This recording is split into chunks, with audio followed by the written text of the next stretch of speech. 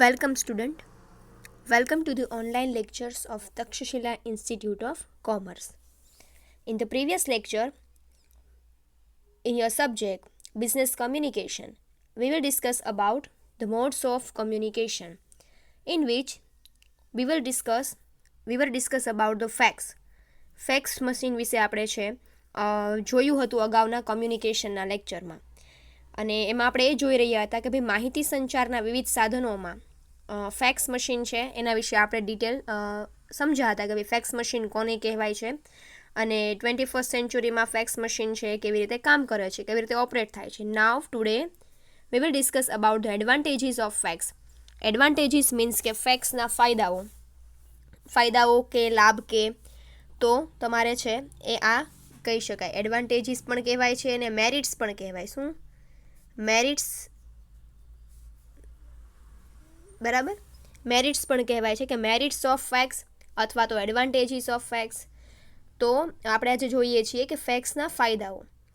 The exact reproduction of the sender's document on receiver's machine is possible. Reproductions means શું? ફરીથી બનાવવું. Production એટલે ઉત્પાદન થાય, રીપ્રોડક્શન એટલે ફરી ઉત્પાદન કરવું. બરાબર. The exact reproduction of sender's document. Sender's એટલે કોણ? મોકલનાર. બરાબર. સેન્ડર્સ એટલે કોણ? મોકલનાર. ડોક્યુમેન્ટ એટલે શું? તો કે ભાઈ જે કંઈ પણ ડોક્યુમેન્ટ હોય, કોઈ પણ ઝેરોક્સ હોય, કોઈ પણ ડોક્યુમેન્ટ હોય એ on the receiver's machine is possible. એટલે કે જે કાંઈ પણ ઓરિજિનલ ડોક્યુમેન્ટ હોય એને ફરીથી ઉત્પાદન કરીને, એટલે કે ફરીથી તેની પ્રિન્ટ કાઢવી. અહીંયા ઉત્પાદન રીપ્રોડક્શન મીન્સ શું કહે છે? પ્રિન્ટ કાઢવી એમ.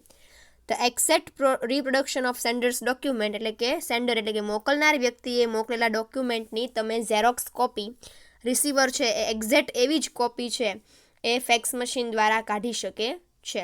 સો the exact reproduction of sender's document on receiver's machine is possible. એટલે કે જો રિસીવર પાસે ફેક્સ મશીન હોય તો સેન્ડરે જે કાંઈ પણ ડોક્યુમેન્ટ મોકલેલા છે એ ડોક્યુમેન્ટને એઝ ઇટ ઇઝ તમે ફરીથી પાછા પ્રિન્ટ આઉટ કરી શકો છો. પછી છે machine can be operated by anyone without acquiring training or skill of operation as it functions like a telephone. શું કહે છે? અ machine can be operated by anyone.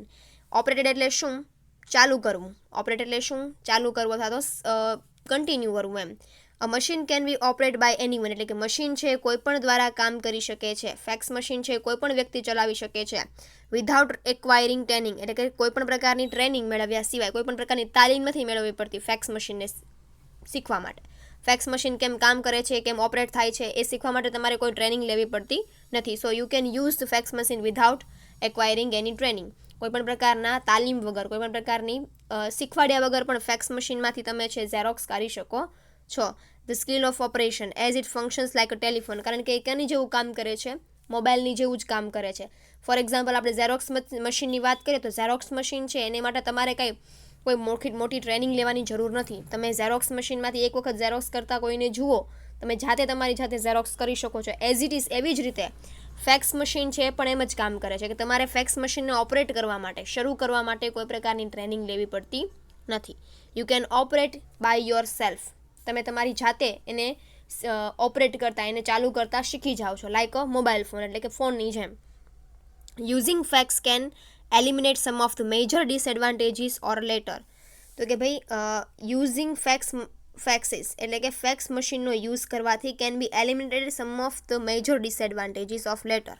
એટલે કે તમે જે પત્ર વ્યવહાર માટે લેટરનો ઉપયોગ કરતા હતા, બરાબર, એના જે ગેરફાયદાઓ હતા એને ધ્યાનમાં રાખીને ફેક્સ મશીન છે એ સારું એવું કામ કરે છે.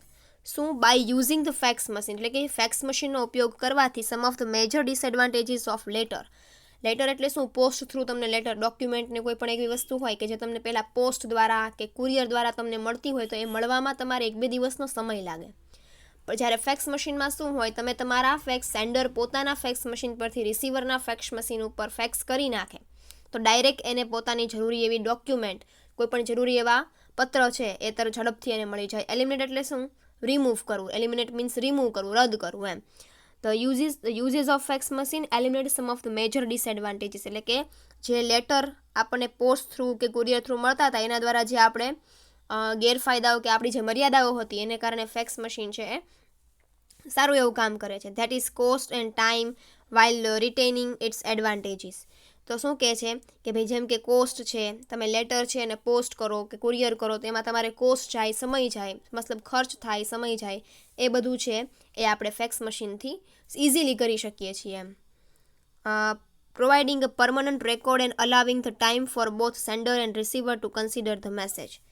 શું કહે છે, એક પ્રકારે તમારી પાસે રેકોર્ડ પણ રહે છે. Providing a permanent record. Permanent record એટલે શું? તમારી નોંધ રાખવા માટે પણ ફેક્સ મશીન છે ઉપયોગી છે. And allowed for a time both sender and receiver. Sender અને રિસીવર બંને માટે એક પ્રકારે ફેક્સ મશીન દ્વારા જે કાંઈ પણ ફેક્સ આવ્યો હોય, જેમ તમે ટેલિફોનમાં વર્ષ દરમિયાન તમારે કેટલા ફોન આવે છે, શું આવે છે, તમે જો તમારા નંબરને રજિસ્ટર કરાવી અને તમારે જો એ ડેટા જોતો હોય કે તમને ક્યારે કોણે કઈ વ્યક્તિએ ફોન કર્યો છે, તો તમે ટેલિફોન ડિપાર્ટમેન્ટમાંથી ગમે ત્યારે ગમે તે સમયે એ ડેટા છે એ કલેક્ટ કરી શકો છો. એવી જ રીતે ફેક્સ મશીન દ્વારા its provide a permanent record. એક પ્રકારની કાયમી નોંધ રાખવા માટે પણ ફેક્સ મશીન છે એ ઉપયોગી થાય છે. Your message does not have to be typed. It does however need to be legible. શું કહે છે કે તમારે અહીંયા મેસેજને ટાઈપ પણ કરવો પડતો નથી. You does not have to write or type a message. એ ઓટોમેટિકલી તમે જે કાંઈ પણ ડોક્યુમેન્ટ મોકલો છો એઝ ઇટ ઇઝ એવી જ કોપી ફેક્સ મશીન દ્વારા તમે કોઈને ફેક્સ કરો તો એવી રીતે મળી જાય છે. તો તમારે શું કહે છે કે your message does not have to be typed.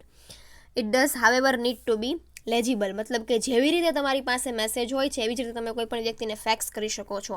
Message type કરવાની જરૂર પડતી નથી. તો આ હતા એડવાન્ટેજીસ. હવે આપણે જોઈએ ડિસએડવાન્ટેજીસ અથવા તો લિમિટેશન્સ પણ કહેવાય. તમને એવું પણ પૂછી શકે કે લિમિટેશન્સ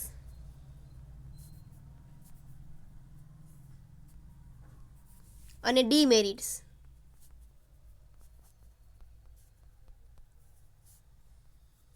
બરાબર. જો તમને એવું પૂછાય કે explain the fax machine and its advantages and disadvantages, તો પણ આ જ આન્સર આવશે. એમ પૂછાય કે explain the fax machine and give the advantages and limitations. Limitations એટલે મર્યાદા થાય, તો પણ આ જ આવશે. અને કદાચ એવું પૂછે કે explain the demerits and merits of fax machine, તો ડીમેરિટ્સ એટલે શું થાય? ડિસએડવાન્ટેજીસ જ થાય. અને મેરિટ્સ એટલે શું થાય? એડવાન્ટેજીસ જ થાય.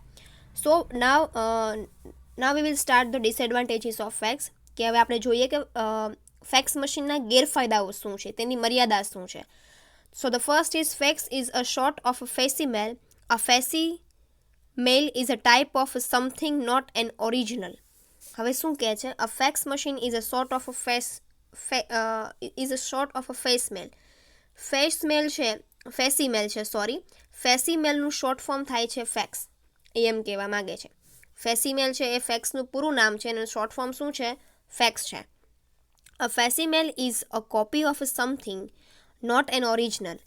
એટલે કે શું કહે છે કે અહીંયા કોઈ પણ ડોક્યુમેન્ટની એક કોપી હોય છે. Original document you can't send by the fax. તમે તમારા સાચા ડોક્યુમેન્ટને ફેક્સ દ્વારા ક્યારેય મોકલી શકો નહીં.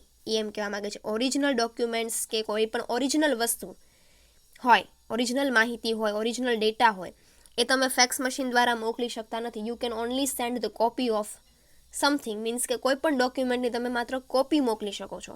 ઓરિજિનલ ડોક્યુમેન્ટ ફેસીમેલ દ્વારા ફેક્સ દ્વારા મોકલી શકાતા નથી. અને એનો ડિસએડવાન્ટેજીસ છે, કારણ કે કોઈ પણ વસ્તુ હોય તમે ફેક્સમાં ફેક્સ કરતા હો તો તમે એની પ્રિન્ટ આઉટ કરીને એની ઝેરોક્સ નીકળવાની છે. ઓરિજિનલ ડોક્યુમેન્ટ ક્યારેય તમે કરી શકો નહીં.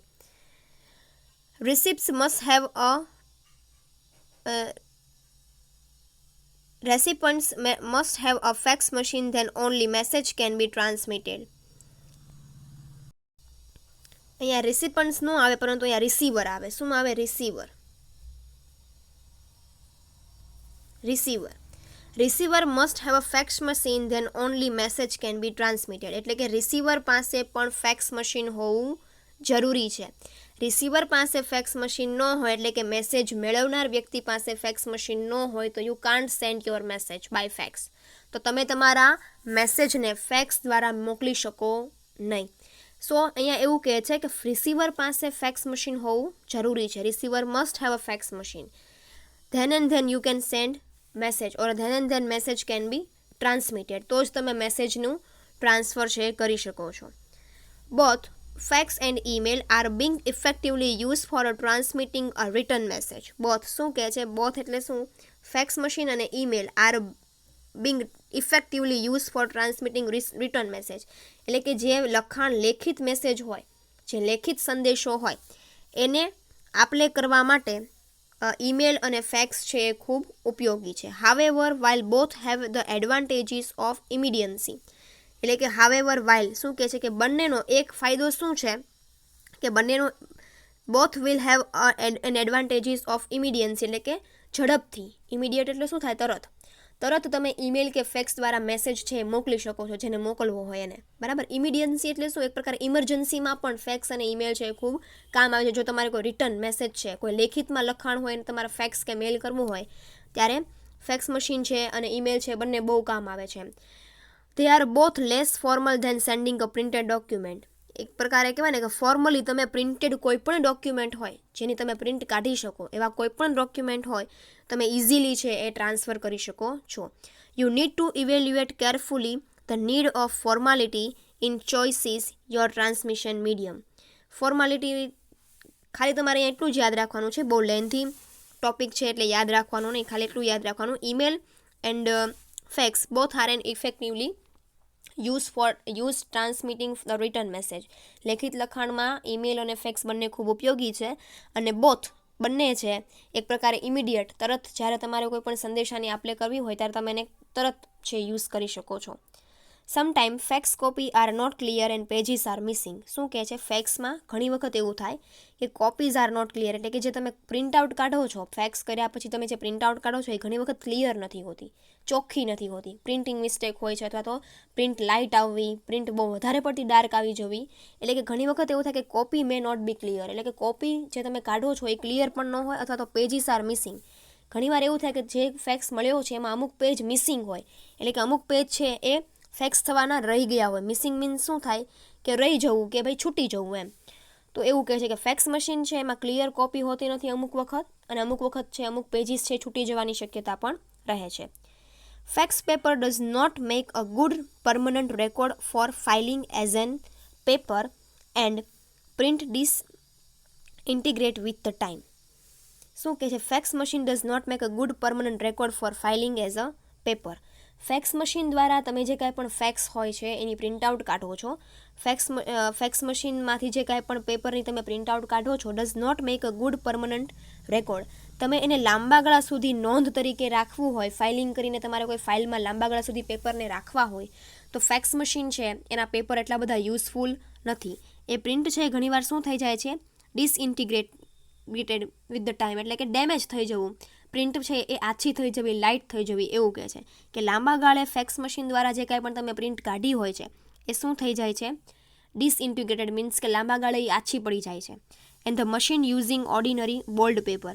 અને મશીનમાં ઘણી વખત છે એ સામાન્ય પેપર, જો તમે નીચી ગુણવત્તાવાળા પેપર યુઝ કર્યા હોય તો એ પેપર પણ લાંબા ગાળા સુધી તમારી પાસે ટકતા નથી, ફાટી જવાની ને એવી શક્યતાઓ રહે છે. એટલે fax machine does not have a good permanent record. તમારે લાંબા ગાળા સુધી જો કોઈ પણ પેપરને ફાઇલ કરીને રાખવા હોય તો એ માટે ફેક્સ મશીનના પેપર છે લાંબા ગાળે લાઇટ પ્રિન્ટ થઈ જવાની શક્યતા પણ રહે છે, અને પેપર છે ઘણી વખત ફાટી જવાની પણ શક્યતાઓ રહે છે.